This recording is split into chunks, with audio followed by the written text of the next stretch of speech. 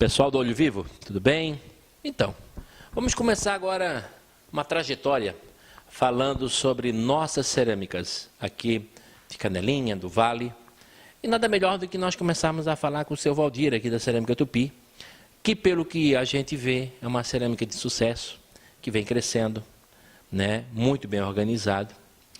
Então, seu Valdir, o que nós gostaríamos de saber é como é que se iniciou esse sonho, esse trabalho, né? O nome Tupi, quando veio, né? Se o senhor puder ir nos dizendo, porque muitos jovens empresários que querem começar, que estão começando, e que às vezes uma palavra sua, uma orientação sua, a sua experiência, pode ajudar esse ceramista, pode ajudar esse jovem empreendedor que está querendo começar agora, né?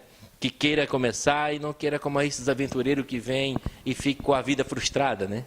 Certo? Prazer recebê-lo aqui. Muito obrigado por o senhor ter nos cedido essa oportunidade. E eu queria que o senhor começasse a nos contar um pouquinho lá do início, como é que foi, e depois a gente continua. Tá, ela começou em Canelinha. Em Canelinha, numa cerâmica onde começou com o meu avô, 12 irmãos, que é o meu pai e o meu tio, e um cunhado. Isso, eu não sei a data certa lá, mas é lá para 1955, por lá. E aí, em 61, lá começou com outro nome, né? Em 61 ela veio para esse local, né? Para o bairro de Nova Descoberta, no município de Tijucas. Isto em 61. Em 61. E ela ainda veio com um nome que é original dela lá de Canelinha. Em 69, eles fizeram alteração no contrato social e aí sim ela passou Cerâmica Tupi Limitada. Aí, depois, em 69, quando houve essa mudança de nome, teve um dos sócios que saiu, que foi o cunhado dos 12 irmãos, saiu fora. E o avô também, já há um tempo antes, já tinha também se retirado. Então tinha ficado só, de posse, só os 12 irmãos, que era o Mário Tomasi e o Luiz Tomasi. Luiz Tomasi, que é o nosso pai, né? Em 69. Em 82, o meu pai, ele se retirou um pouco da cerâmica, passando para os filhos, que deixasse os filhos tocar, né? Nossa família era uma família grande, né? Uma família de 12 irmãos, 7 mulheres e 5 homens, aonde os cinco homens começaram, então, em 82, né? Eu nessa época eu não estava aqui na cerâmica, eu trabalhava na Sadia na época, mas tinha 4 irmãos, tinha o irmão mais velho e mais 3 novos, né? Em 82, então. Aí começamos realmente na nossa geração a investir e crescer em tecnologia, né? Eu tinha uma certa experiência já na área técnica, porque eu era formado na área de projeto mecânico, e aí depois em 86, no início do plano cruzado, eu saí da minha empresa onde eu trabalhava e vim ajudar a cerâmica. Então, na área de tecnologia, procurar investimento, realmente fazer ela crescer, né? Porque campo tinha, mas faltava era alguém para melhorar, né? Então, isso em 86. Então, em 86, nós começamos com um investimento, na época, com um secador, que geralmente a cerâmica originalmente era feita com secagem natural, né? Esperando 20, 30 dias a secar. E aí nós começamos nessa época com um secador, que em 24 horas já conseguia esse processo, né, na secagem. E aí também fizemos uns fornos, que na época era fornos redondo, garrafão, fornos, né, fornos intermitentes. E só que a gente já introduziu naqueles fornos já uma maneira mecanizada que facilitava o carregamento, o descarregar já era levado de cima do caminhão direto. Então havia uma série de equipamentos que ajudavam na... Vocês começaram a automatizar a cerâmica, então, em que ano, o senhor lembra? Em 82. Em 82 já se iniciou a automatização. Com pequenos investimentos, né? Em 82 foi com pequenos investimentos, introduzindo o caixão alimentador, que antes era manual, e aí o caixão alimentador já era uma máquina que é onde, né, não precisaria ser mais manual.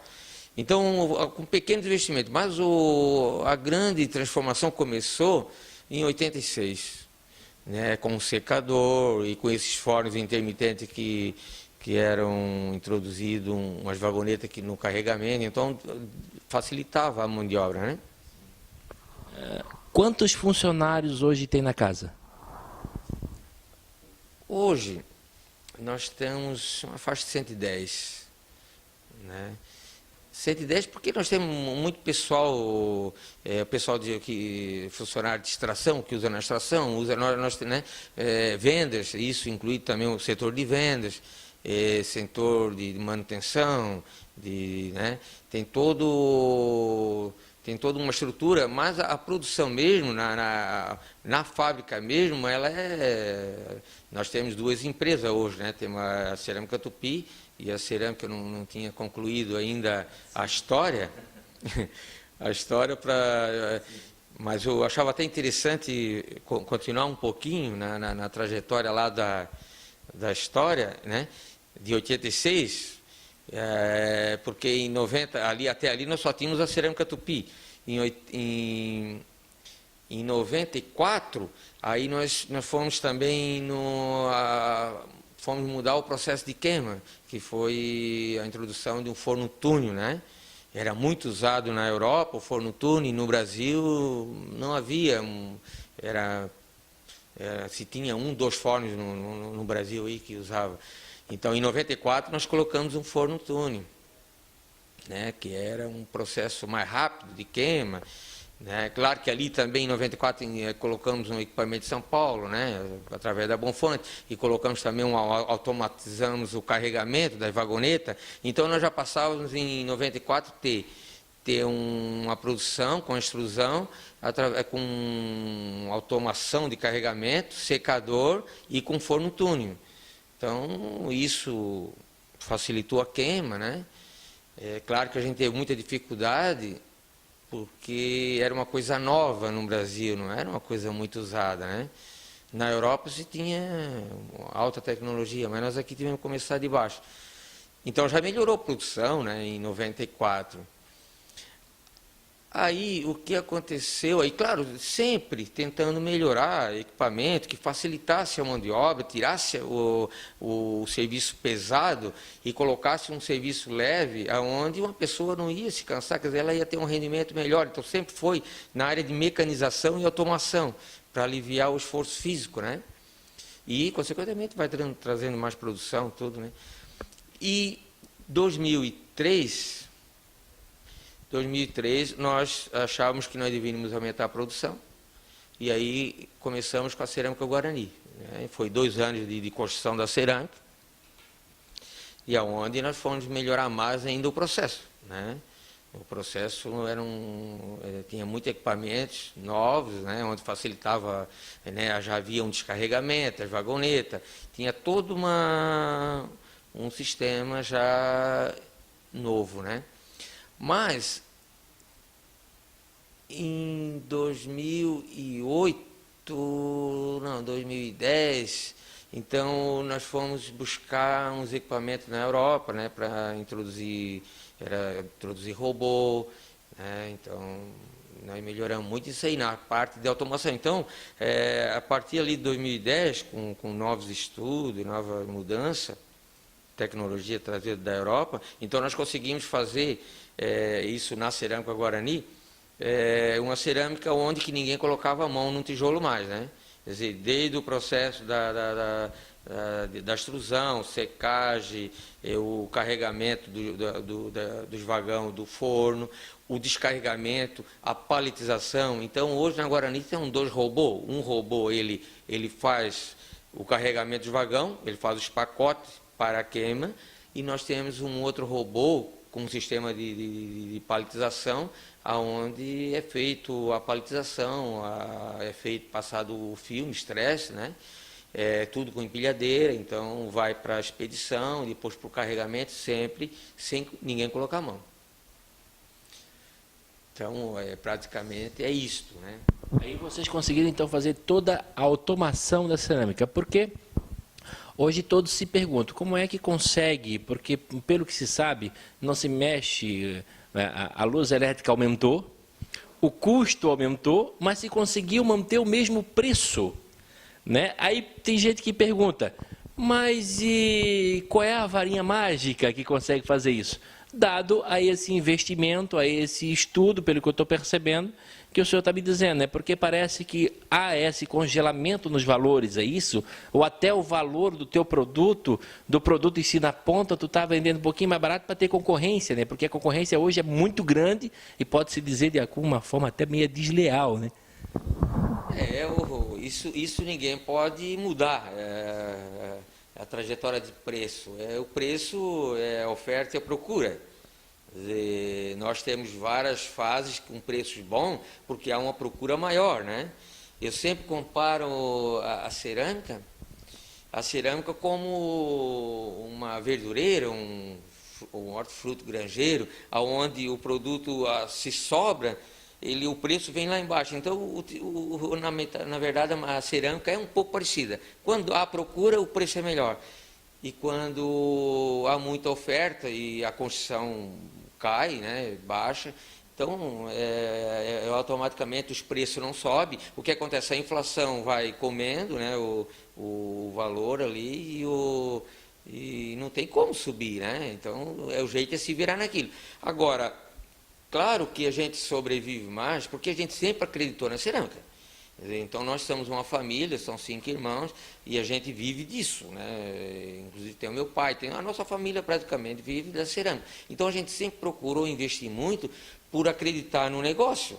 Nós não temos uma cerâmica, quer dizer, para tocar 1 ano, 2 anos, né? Nós sempre fomos fazer uma cerâmica que era para ter longa vida, né? Então, sempre tivemos muita jazida, então sempre procuramos investir, porque como a gente quer ver o futuro da cerâmica, tivemos que também ter investimentos em jazida, né, de matéria-prima, sempre com reserva. Então sempre nós procuramos investir muito na cerâmica, sempre por acreditar na cerâmica. E a gente sabe que tem momentos bons e momentos ruins. Então, quando é um momento bom, a gente tem que fazer uns investimentos e se resguardar um pouco em capital de giro, em reserva de máquina, vamos procurar trocar as máquinas, melhorar os equipamentos na época boa, para, numa época difícil, não precisar fazer isso. Porque se numa época difícil tiver que ainda inovar equipamento, então aí está danado, né? Porque financeiramente tem épocas que realmente se trabalha com prejuízo. Hoje, no momento, se trabalha com prejuízo, né? Basicamente, nós estamos comendo o que ganhamos, né? Mas a gente sabe que isso vai mudar, né? Vai mudar, então a gente sempre espera um momento melhor. Então, através de muito investimento e acreditar no negócio, né? Ter algum recurso, a gente vai fazendo alguma coisa e nessas épocas é difícil, mas... Alguns ceramistas com quem a gente tem conversado, eles têm indagado também que existe uma certa falta de união dos ceramistas. O que o senhor acha disso? Porque até foi criada uma associação de ceramistas, não sei se o senhor participa dessas reuniões, não sei o que o senhor acha disso, mas eu queria perguntar para o senhor, o que o senhor acha dessa, se há união, se não há, e se há, por que não está tendo o resultado esperado? Porque a gente vê né, como se diz a nossa galera aqui, a nossa turma de Canarim, é um griteiro dessa turma, e é tanta gente reclamando, e de repente a gente chega e percebe essa pergunta, por que não tem mais união?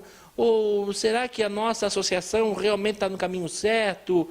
O que está acontecendo? Não sei se o senhor tem uma opinião ou uma palavra para dar ao pessoal que vai estar nos assistindo sobre também esse ponto, onde que os ceramistas reclamam que às vezes falta esse abraço. Não sei se precisa, não sei se é necessário. Quem vai poder me responder é um homem de experiência como o senhor, né? Inclusive, eu sempre fiz parte da associação de ceramista, né? Sempre fiz. Hoje ela é transformada em sindicato, né? Sindicato. Então, o presidente hoje é o Lilo, né? E nós temos a diretoria, então a gente participa, porque nós acreditamos que tem que ter algum órgão, uma associação, um sindicato que represente o ceramista. Mas o sindicato, ele é para ajudar na questão um pouco burocrática, na dificuldade em relação às leis, né? Então, é mais isso. Em relação, claro que no sindicato a gente também encontra muitas vezes oportunidade de cursos, né? A gente fez vários cursos, né? E esses cursos, eles trazem algum aprimoramento, algum melhoramento na empresa. Então, quem participa, às vezes, tira algum resultado bom. Mas o sindicato, ele na verdade, na questão de preço, da dificuldade, ele é pouco atuante, nem tem como atuar nisso. Porque os preços hoje, se nós formos olharmos os preços do material, né, do preço praticado nos nossos materiais, em São Paulo não é diferente daqui, não é diferente do pessoal de Rio do Sul, não é diferente do pessoal do Morro da Fumaça, que é uma região grande produtora, até em relação a todo o Brasil. Hoje a gente acompanha pelo WhatsApp, e a gente tem um grupo de ceramistas do Brasil, onde todos eles se manifestam, mas a situação é a mesma. De Canelinha é a mesma do Nordeste, é a mesma de São Paulo. A gente já participou de feira, a gente entra em contato com esse pessoal, e às vezes faz muita visita nas outras cerâmicas. Então a gente sabe da dificuldade, é geral. Então o preço praticado em outras regiões, que a gente se refere em tonelada, né, é basicamente igual. Então não se tem o que fazer. A questão de união de preço, eu acho assim, ó, até se a região de Canelinha não produzir tijolos, vai vir tijolos de Rio do Sul, né? Vai vir tijolo do lado do Morro da Fumaça, esse pessoal vai suprir a falta. Então não é uma questão até de paralisação, é um momento econômico difícil, claro, é um difícil para todo o setor, não é só cerâmica. Eu acho que isso está geral, né? Então, quando o país vai bem, eu acho que toda a economia vai bem. Então, a relação de preço não é uma questão que se dá para mudar aqui. Então, seu Valdir, o pessoal, os ceramistas, eles não sei se procura culpado, se não, ou se tem, ou se não tem o culpado para isso, né? Uns falam que falta investimento do governo do Estado, outros falam que falta investimento do governo federal, mas ninguém dá um caminho para isso, né? Que a gente tem conversado com alguns, a gente não tem percebido isso. Mas, no entanto, é bom a gente conhecer, ver que vocês não estão fazendo investimento na tecnologia da sua empresa, não começaram ontem, já vem de uma longa data esse trabalho, né? 130 famílias, é isso? Que trabalham aqui com o senhor? 130 funcionários, é isso? Não, nós temos hoje 105 funcionários. Hoje nós temos 105 funcionários, né? E isso em toda a área, né? Tanto a cerâmica Tupi, nós temos, né? Tem a Tupi e tem a Guarani. Então, na área da produção, até a gente trabalha reduzido pela automação, né? Mas tem todas as áreas aí, envolve esse pessoal, né? Então, nós temos assim, o que eu até digo, o nosso funcionário, nós temos melhorado muito a mão de obra, né? Principalmente que a gente tem, como a gente tem a área de automação, isso forçou a nós ter funcionário com um pouco mais de nível de escolaridade, de conhecimento, informática, né? Em virtude da automação. Então, nós melhoramos muito. Hoje, o funcionário, se for um funcionário analfabeto, já tem uma dificuldade para trabalhar com nós. Então, nós estamos... Porque a cerâmica sempre foi vista como um setor que absorvia mão de obra desqualificada, de mão de obra analfabeta, em virtude do processo. Então, hoje, até como existe muita cerâmica nesse mesmo princípio, eu acho que indiretamente ela faz ainda um certo bem para o município, né? Porque absorve aquela mão de obra. Quer dizer, a hora que não tiver mais a cerâmica, eu acho que a mão de obra desqualificada vai ter um problema, né? Então, hoje ainda faz um bem. Nós não podemos estar muito nessa área porque a gente automatizou, né? Mas o que eu ia dizer sobre a relação ao nosso funcionário, né? Então, a gente também prestigia muito os funcionários. Nós temos a relação, a gente dá uma bolsa de alimento para quem procura corresponder, não ter falta, né? Então, a gente tem essa bolsa de alimento, né? E nós temos aqui dentro um CIPA, né? Que é de proteção de segurança, na área de segurança. Nós temos um setor de RH que dá toda a atenção ao funcionário. Às vezes eles têm algum problema de saúde e nós temos uma funcionária de RH que ela ajuda em relação a médico, né, ou Tijucas ou Canelinha. Então, nós procuramos dar um amparo muito bom nessa relação ao funcionário. Que isso, se tiver alguém que encaminha, é bom, porque o funcionário, às vezes, ele não tem acesso, às vezes, à família deles, né? Nós temos um seguro também de vida, né? Que caso aconteça alguma coisa, nós já tivemos, né? Às vezes, até por morte natural, o seguro cobre. É questão de ajudar na hora de dificuldade do funcionário, a mulher ficar um pouco mais amparada, né? Então, existem várias coisas, outras coisas que talvez eu nem lembre agora, né? Que não é da minha área em relação ao funcionário, mas a gente procura dar muita atenção ao funcionário, né? A valorização da vida humana, né, e a valorização do funcionário, dando uma qualidade, um ambiente de trabalho para ele bom, ele produz mais isso. Qualquer pesquisa vai nos revelar isso, né? Seu Valdir, era isso que nós queríamos conversar um pouco com o senhor, conhecer um pouquinho. Acredito que vamos conversar mais algumas vezes, se assim for possível. Quero mais uma vez agradecer ao senhor por ter nos dado essa oportunidade de estar conversando com o senhor. E se o senhor querer dar mais alguma palavra aos ceramistas, né, que hoje nós temos ceramista fechando cerâmica, né? Estão dizendo que falta união, estão dizendo que o preço não está igualitário, tem muita tabela de preço diferenciada, o outro diz que a conta de luz é muito alta, que não teve nenhum incentivo na conta de luz, que tem dificuldade de tirar licença para poder retirar o barro.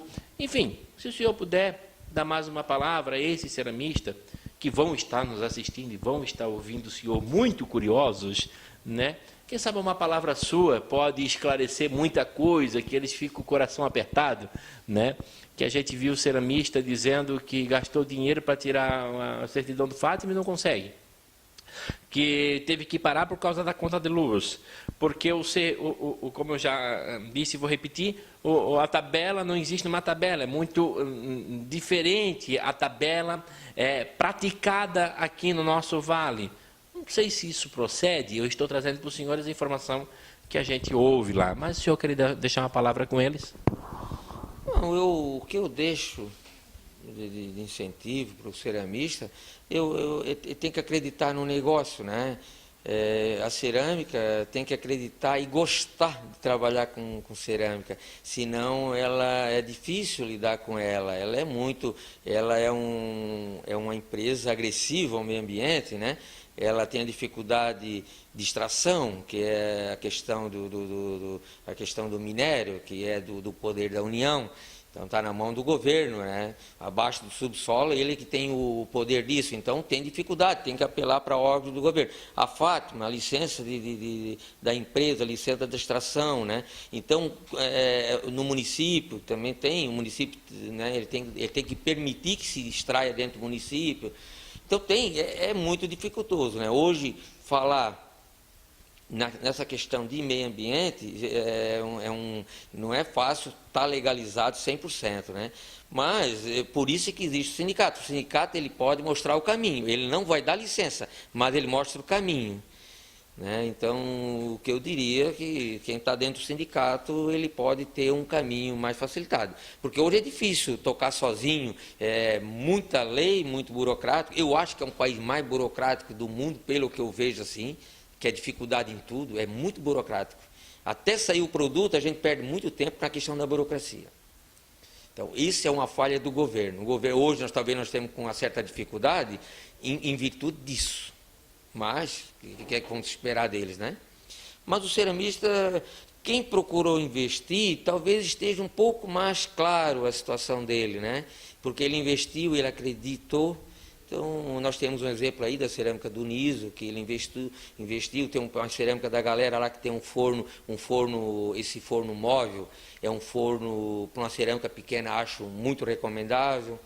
Então, eu acho que quem acreditou talvez esteja passando uma situação um pouco melhor. E esse pessoal que reclama muito da tabela, será que a tabela é porque ele não se reinventou, ele continuou parado no tempo, ou isso depende de como você consegue prestar argila, alguma coisa desse tipo? Eu acho que é um conjunto, né? É tudo. Nós trabalhamos com um volume maior, então automaticamente a gente consegue preços melhores na compra em virtude do volume. Existe um diferencial. Agora a tabela de preço é complicado isso, né? É complicado fazer uma tabela de preço. Eu acho muito fácil fazer uma união. Eu sempre vi dar certo quando a coisa está melhorando. Formar uma tabela de preço. Eu acho isso louvável e dá certo. Por quê? Porque ele automaticamente tem uma procura, então se conversa com o ceramista, se faz uma tabela, então todo mundo acredita. Agora, em momentos de dificuldade, eu não sei como, acho que depende de cada ceramista. Ele se reinventar, ter um baixo custo, né, trabalhar com custo baixo. Então, milagre não dá para fazer. Então, o governo, a dificuldade do governo, ele gera inflação, produz mais dinheiro e resolve o problema dele. Mas quem produz, essa dificuldade aí. Mas vai mudar. Pessoal, então aqui conversamos com o seu Valdir Tomasi, que é um dos sócios, são 5 irmãos. Trouxe para nós todo um esclarecimento, acredito que para você ficou claro. O trabalho, todo o investimento, são 105 famílias, podemos dizer assim, né? Teve o ceramista, seu Valdir, que disse para mim assim, Marciano, não são 105 funcionários, não são 14 funcionários que eu tinha, são 14 irmãos. Porque trabalha-se 8 horas, 10 horas junto ali, direto, né? Mas é isso, pessoal. Seu Valdir, se o senhor queria deixar mais um recado aqui, despedida para o nosso pessoal, está disponível o microfone para o senhor. Eu agradeço a visita de vocês, né? Eu espero contribuir de alguma forma, por isso que eu estou informando, dar coragem para uns, né? É isso que eu desejo. Eu desejo felicidade para todo mundo e que consiga sobreviver dentro de uma crise dessa. É isso que eu desejo para todos.